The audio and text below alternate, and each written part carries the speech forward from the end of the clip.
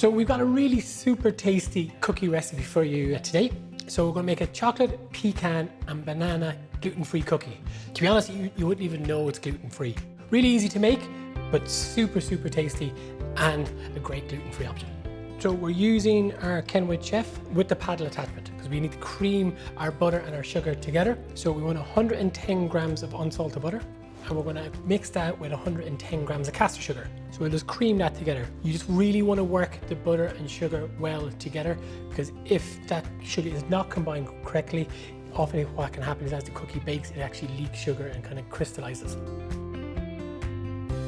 To our butter and sugar, we're going to add 1 egg. Crack it into a bowl first, rather than directly into your mixing bowl. Just for any fear of, say, for example, if you get a little bit of eggshell and it falls into your mix, you're not trying to fish it out. If it's in the bowl, it's much easier. That will all be mixed together then with 20 grams of cocoa powder, with a ½ teaspoon of cinnamon, ½ teaspoon of baking powder. We're then going to be adding a pinch of salt. Sea salt works great. We have 100 grams of chocolate chips and 125 grams of gluten-free flour. Now this recipe will work perfectly well just using regular flour, but for this recipe I want to use a little bit of gluten-free flour. And then we want 1 ripe banana. We want something that's overly ripe because it actually has flavour. Perfect time to use those bananas that people might not eat. Great for this recipe. And now it's just a case of combining everything together. So it's a really easy recipe. Basically, once you've combined the sugar, the butter and the egg, everything else is just dumped straight in on top. So everything has come together. So you can see how soft it is. So if we were trying to work with this right now, it would be virtually near impossible. So just by popping it into the fridge for a couple of hours, the butter within the dough will set and makes it much easier to work with. Just while our cookie dough is firming up in the fridge, I just want to prepare our pecan nuts, because we're going to actually use them as a coating around the little cookie dough balls, which we're going to roll a little bit later. So we need to blitz them up. So for this, I'm going to use the Kenwood Multi-Pro, but I'm actually going to use the little mill attachment because I'm only blitzing 150 grams of pecan nuts. So our pecan nuts is going straight in. So we just lock that in place.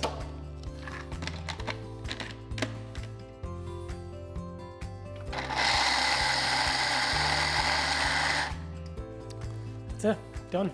And there's some serious power in that little mill, so absolutely brilliant to use. So pop off the top. So later, when we come to prepare our little cookie dough balls, we're going to roll them in our blitzed pecan nuts, which just kind of gives a lovely texture on the outside.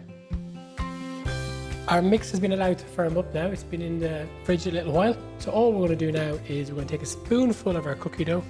We're going to roll it in our chopped pecan nuts. And if you just kind of give them a little coating with nuts first, you'll find it easier then just to shape without having all the mix stick to your hands. And it's from the pecan nuts into our icing sugar, which we're going to roll, which gives a nice coating on the outside.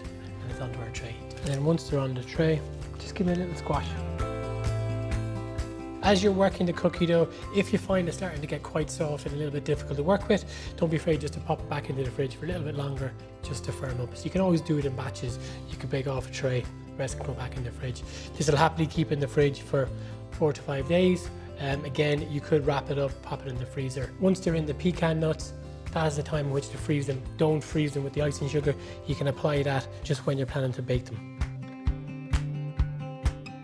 So to bake these, we're preheated the oven to 165 degrees, and these are going to bake for only about 10 minutes. So they will still be a little bit soft once they're baked because they're lovely soft and gooey. That's exactly kind of what we're looking for with this cookie dough. So that's our chocolate, pecan and banana gluten-free cookies. Really give these recipes a try. They're really Moorish. They're soft, they're gooey, almost kind of brownie in texture. Once they're cool, straight from the oven, gets hooked in.